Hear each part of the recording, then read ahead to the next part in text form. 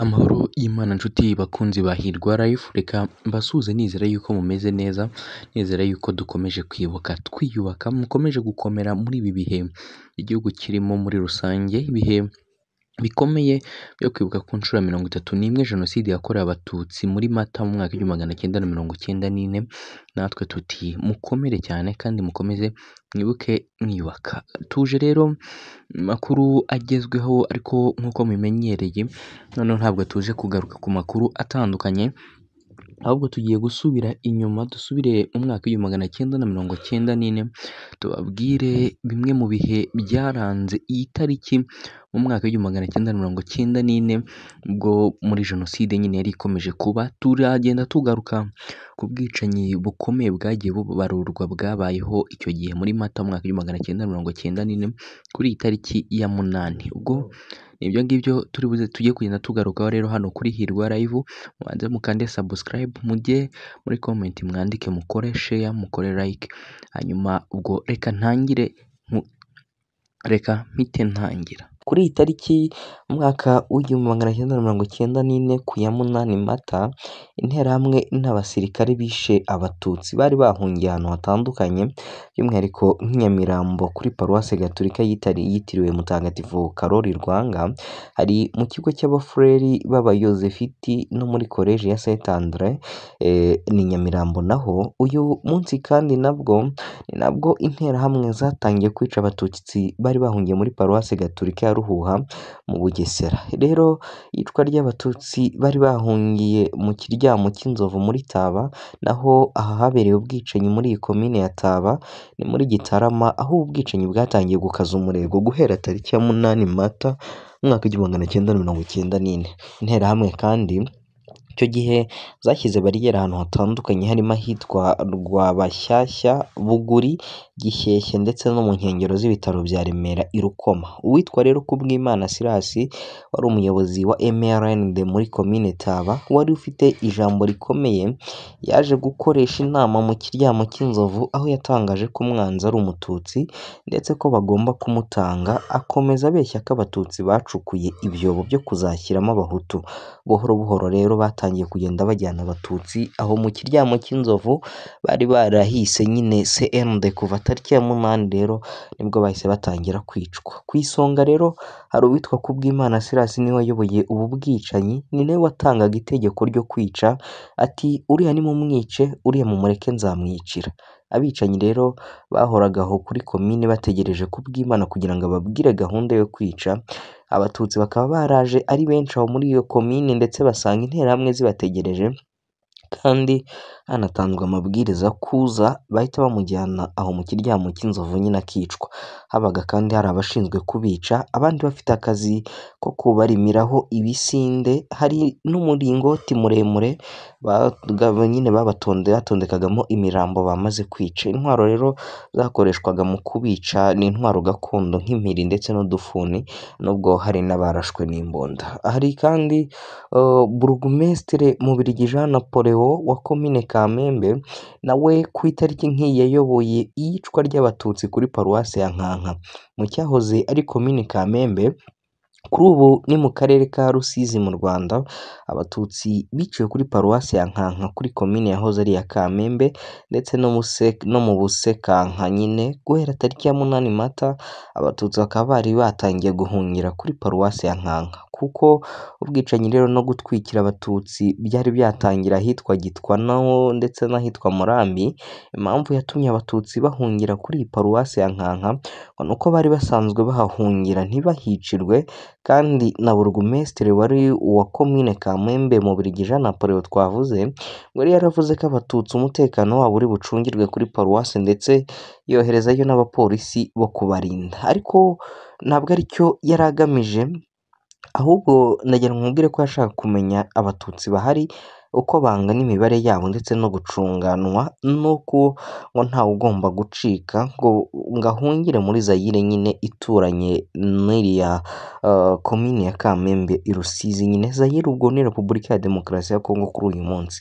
Burugumesitiri rero Mubirigi Jean Napoli wafatanije n'uwari padiri mukuru wa Nkanka Ngirinshuti Tade bakoranye inama n'interahamwe zari zikomeye by'umwihariko izakoreraga muri komine Kamembe ndetse bategura kwica abatutsi. Umunsi ukurikiye rero interahamwe zaraje zirabica zikoresheje grenade, bakoresha ubuhiri bitaga nta mpongano y'umwanzi, bakoresha imipanga, inkota ndetse n'izindi ntwaro zitandukanye kugira ngo rero abatutsi bari bahungiye muri paruwasi ya Nkanka batazirwanaho nibaterwa. Padiri Ngirinshuti Tade yabamburaga intwaro zose zirimo amacumu, imihoro, inkoni, imiheto ndetse n'imyambi. Ibyo babaga bahunganye babwira ati nta mpunzi ihungana intwaro kuko yagiraga ngo nibaterwa hatazagira uwitabara. Ikindi rero ni uko abo bapolisi bari babarinze bari banafite icyumba kwa padiri cyari kirunzemo imbunda na grenade, bikaba byarakoreshejwe n'interahamwe zije kubica nyine. Kuri komine ya Kamembe rero hiciwe abatutsi 60 bari bahahungiye uwo munsi. Yusufu Munyakazi, Marcel Sebatware wayoboraga Simerwa batsembye abatutsi bahungiye ku ruganda rwa Simerwa. Mu karere ka Rusizi rero mu murenge wa Muganza mu kagari ka Shara nahahoze ari muri komini Bugarama segiteri ya Muganza ahitwaga muri serire specialize niho abatutsi bicirwaga rero. Aha rero naho niho interahamwe yari Ruharwa Yusufu Munyakazi yavukaga. Abatutsi baho rero ntibigeze babasha guhunga ngo biyegeranye babashe guhangana n'interahamwe, ahubwo guhera ku ya 8 Mata umwaka w'1994 nibwo batangiye kwicwa bakabavana mu ngo iwabo bakajya kubicira muri Simerwa. Kuri Simerwa kandi umuyobozi mukuru wayo Marcel Sebatware akomoka mu cyahoze ari komini Mukingo ubu akaba ari mu gihugu cy'Ububiligi, na directeur technique Ntawumenya umunsi Jean Marie Pascal nyine nawe ukomoka mu karere ka Rubavu, kuri ubu akaba atuye mu Buholandi, nibo batanze urutonde rw'abatutsi bakoreraga muri Simerwa ngo bicwe ndetse basaba n'abakozi baho kubasohora babashyira interahamwe. Ku bakozi barengaga 500 uruganda rwakoreragamo abatutsi bagere kuri 80 kandi hafi ya bose ngo barishwe. Kuri uyu munsi nyine uretse bake bahunze mbere. Kuri Simerwa rero akaba ariho hari bariyeri ikomeye cyane muri segiteri ya Muganza mu mwaka w'1994. Reka njye ku batutsi noneho benshi biciwe mu Buhinga muri Cyangugu nyine. Buhinga rero Buhinga iri mu ihuriro ry'imihanda minini 3 uturuka i Rusizi, uturuka i Nyamasheke ndetse n'uturuka muri Nyungwe, aho muri Buhingwa hashyizwe bariyeri yari iriho interahamwe nyinshi harimo izikomeye nka Makambira, Damiyani alias Shitani, Muhutu wari umwarimu, Gitare ndetse na mugenzi. Kuri iyi bariyeri rero guhera tariki ya 7 Mata batangiye gukubita no gutoteza abatutsi bahacaga, by'umwihariko bajyaga gusoroma icyayi abandi bakabambura ubusa bababwira ngo nibabyine barebe nyine babyine bambaye ubusa. Ku wa 8 Mata rero 1994 nibwo hiciwe abatutsi 4, abatutsi batatwikiwe bagatangira kwicwa nyine. Interahamwe rero zo muri segiteri ya Bushekeri zatangiye kugota abatutsi bo muri uyu murenge. Bagose abatutsi rero muri serire ya Ruvumbu, ya Rundwa ndetse n'iya Nyanza, uwo bafashe wese bakamuzana ku Buhinga bakamwica bakamujugunya mu kirombe cyari cyaracukuwe ku Buhinga. Interahamwe rero zari zaratanze amabwiriza ko abatutsi bazajya bicirwa hamwe kugira ngo n'utaraboneka nawe abashe gushakishwa azwi neza. Muri iki kirombe rero bajugunyagamo abantu bakiri bazima, abandi bakabatema ariko ntibabamaremo umwuka kandi babatemye amaboko n'ibirenge ku buryo batabasha kurira cyangwa se bakagira ngo ntihagire ikintu na kimwe babasha kwikorera, ahubwo bakazapfa bababaye.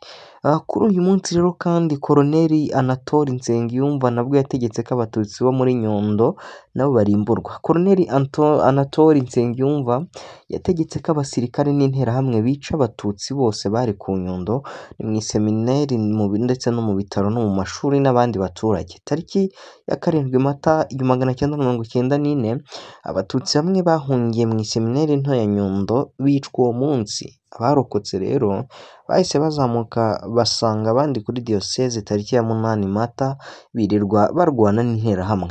Igitero rero cyinjiye mu kiliziya kiri kumwe rero n'abasirikare bica abatutsi muri kiliziya ubwo iki gitero cyinjiragamo. Umupadiri witwaga Deogratias Twagirayezu rero niwe wishwe bwa mbere mu iseminari yishwe n'interahamwe zaturutse muri Kabirira. Bamwe mu nterahamwe rero zikomeye zayoboye ubu bwicanyi ku Nyundo ni nka Nkundabanyanga Fidele wari assistant medicale, hari Kabirigi Stanislas wari konseye wa segiteri Muhira ndetse na Mpozembizi Marc wari ku burugumesitiri wa komine Rubavu na Padiri Nturiye Edouard alias Simba, uyu akaba anafungiye mu Rwanda kubera ko icyaha cya jenoside cyamuhamye aho yakatiye igifungo cya burundu nyine. Koloneli Anatole rero Nsengiyumva na Lt Col Alphonse Nzungize bakomereje ubwicanyi muri kaminuza y'Abadiventiste ya Mudende. Kaminuza rero y'Abadiventiste ya Mudende yari yubatswe muri segiteri ya Mudende, igice kimwe kinini kiri muri segiteri ya Mugongo muri komine Mutura, perefegitura ya Gisenyi, ubu ni mu murenge wa Mudende mu karere ka Rubavu. Mu gihe rero cya jenoside yakorewe abatutsi mu mwaka w'1994 abicanyi batangiye gutera abatutsi mu ngo zabo ku itariki ya 7 Mata 1994. Ibi binatuma abatutsi bayihungiramo bahizeye amakiriro kubera abazungu bayikoragamo bari biganjemo abanyamerika.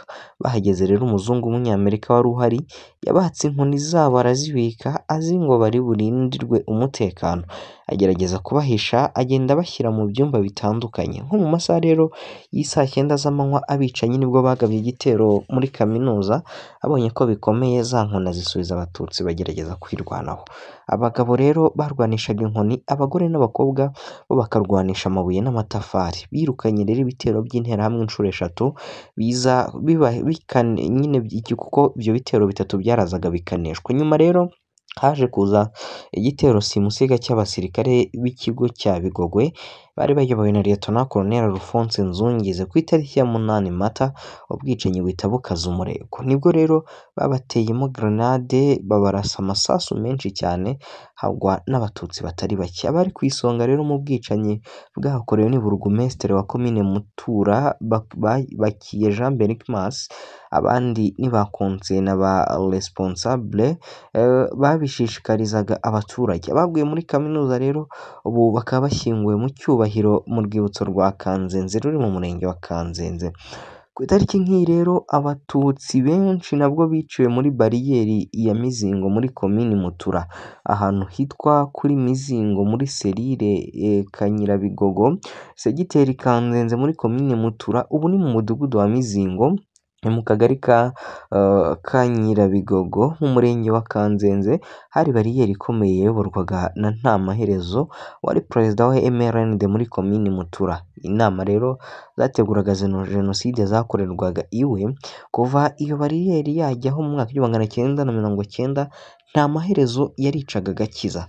Iyi bariyeri rero yagiye itoteza abatutsi bigeze mu mwaka w'1994 ku itariki ya 8 Mata, by'umwihariko mu gitondo nka saa moya hiciwe abantu benshi harimo abarokokeye mu rusengero rwa Bweramana. Ku Mashyuza rero muri Nyamyumba no muri Burarirwa interahamwe naho zahiciye abantu benshi. Ku Mashyuza ni mu mudugudu wa Rambo akagari ka Kiraga mu murenge wa Nyamyumba mu karere ka Rubavu mu nkengero z'ikiyaga cya Kivu. Tariki ya 8 Mata 1994 kuri Burarirwa hiciwe abashoferi 11. Ni abashoferi b'amakamyo babaga baturutse hirya no hino mu gihugu baje kurangura ibinyobwa bya Burarirwa. Interahamwe rero zabakuye mu macumbi akodeshwa cyangwa se bizwi nka lodge, naho bakundaga gucumbika iyo babaga baje kurangura, ndetse zirabashorera zibajyana kubicira ku Mashyuza. Abazwi cyane rero mu babigizemo uruhare ni uwitwaga Musafiri ndetse n'uwitwaga Sibomana. Imibiri rero y'abishwe ikaba yarahavanwe ndetse ijyanwa gushyingurwa mu cyubahiro mu rwibutso rwa Nzenze.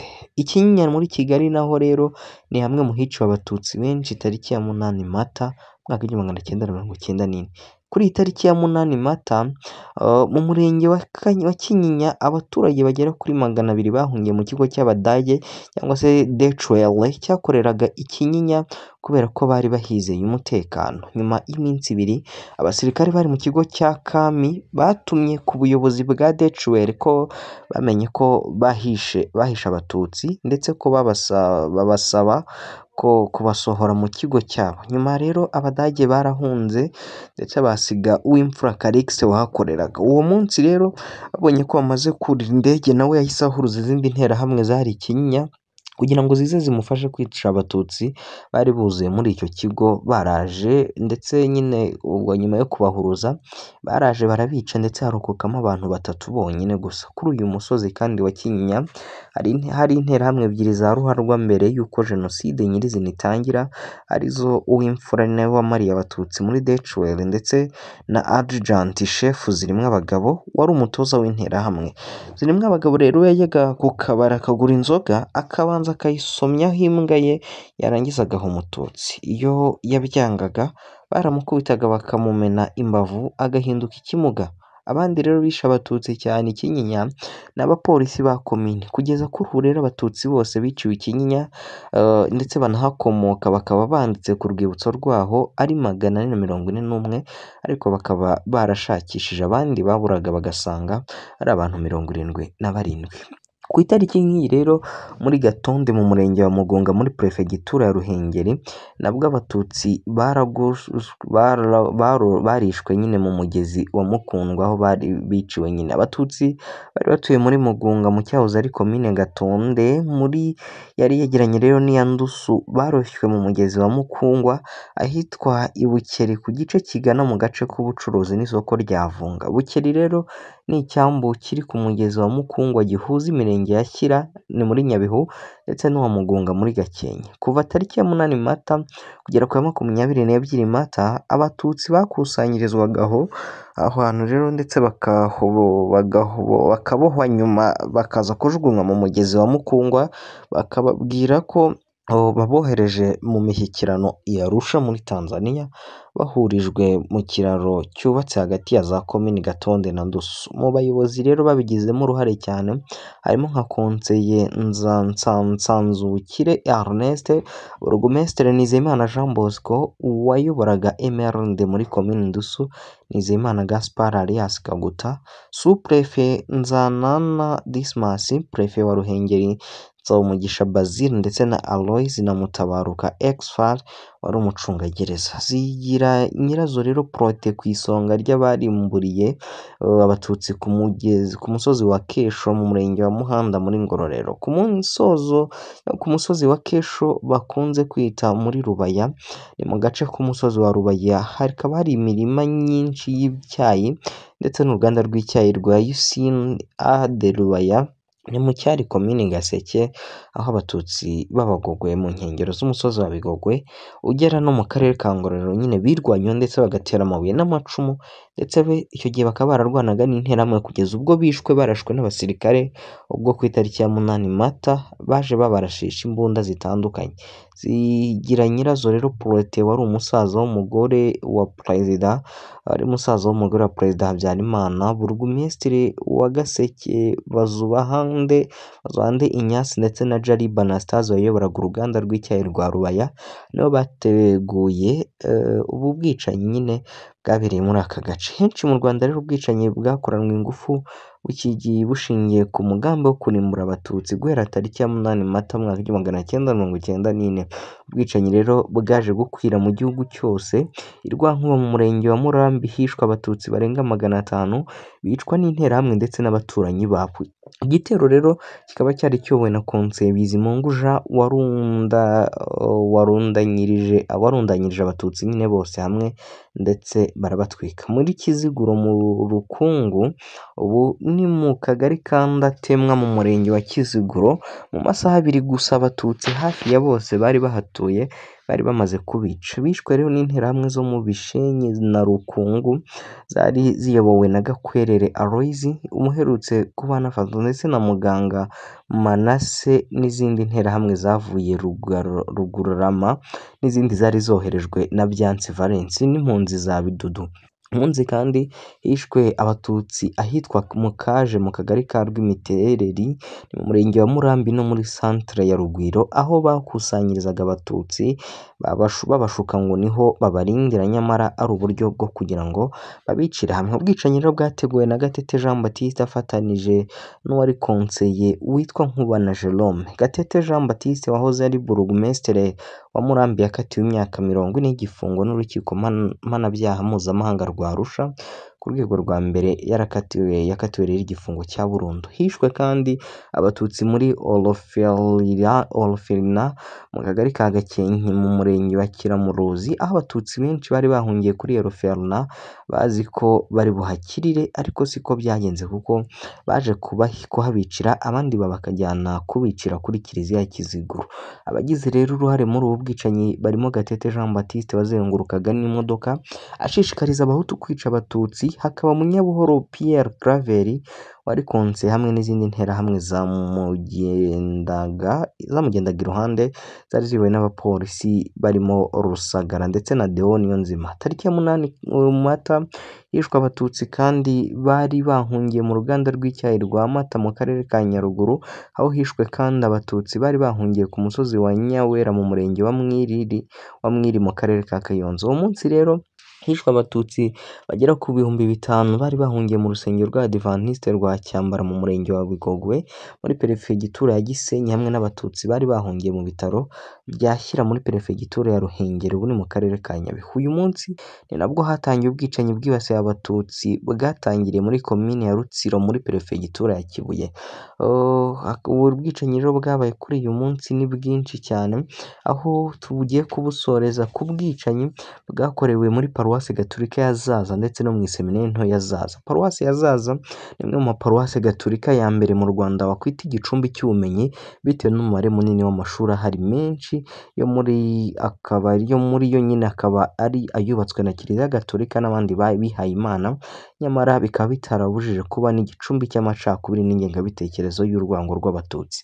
Mu gihe rero cya Jenoside yakorewe abatutsi muri Mata mu mwaka 1994 by'umwihariko tariki ya 8 Mata umwaka nibwo hatangiye ubwicanyi bweruye ku mugaragaro ku manywa y'ihangu izuba riva muri paruwasi ya Zaza. Tariki ya 9 n'iya 10 Mata mu mwaka 1994 ibitero bikomeye byagabwe ku batutsi bari bahungiye muri paruwase byica abatutsi benshi, abandi benshi barakomereka bikomeye.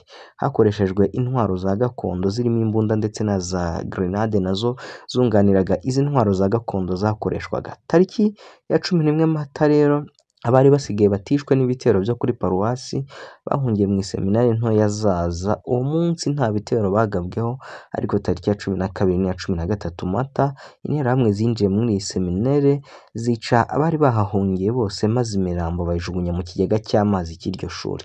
Tariki ya 19 Mata kandi 1994 abari bahungiye ku kigo nderabuzima babakuye mu bitaro ndetse bajya kubicira hanze yabyo. Aya niyo matariki rero y'ingenzi yahitanye imbaga y'abatutsi bashoboye guhungira kuri iyi paruwasi ndetse no ku iseminari nto no ku kigo nderabuzima. Abandi biko biciye mu cyaro ahantu hatandukanye bagendaga bihisha. Tariki ya 27 na 28 Mata mu mwaka 1994 inkotanyi zashoboye kurokora abatari bishwe bari bakihishe mu bihuru ndetse n'ahandi hatandukanye. Ndetse tariki ya 2 Gicurasi 1994 nibwo ingabo z'inkotanyi zabajyanye i Kabarondo kubacungira umutekano, kuvura abakomeretse ndetse no kubahumuriza no kubasubiza mu buzima busanzwe. Urwibutso rwa Zaza rukaba rushyinguyemo imibiri isaga 12,000 yavuye mu murenge ya Mugesera, Gashanda, Karembo ndetse na Zaza.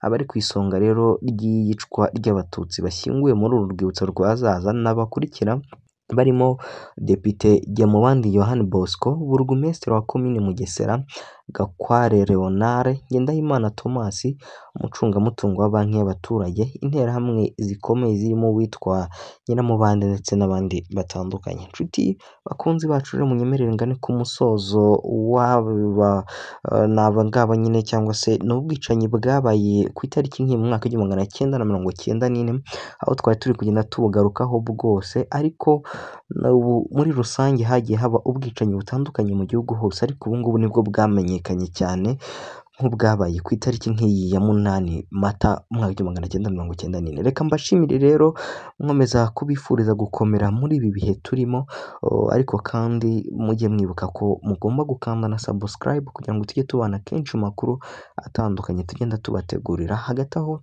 dukomeze kwibuka twiyubaka.